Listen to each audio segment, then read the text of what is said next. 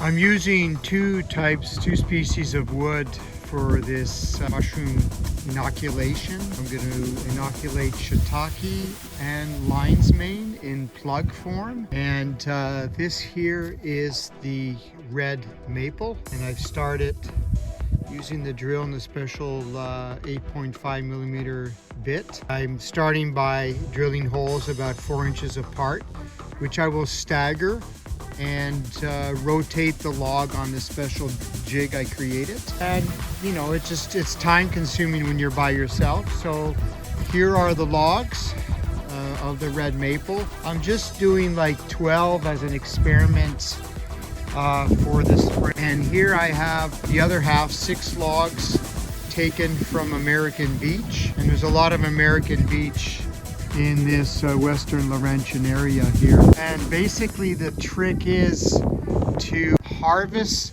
the trees about 3 weeks before you're going to inoculate these logs. So that's what I did about 3 weeks ago with one of my sons, way beyond that point up there.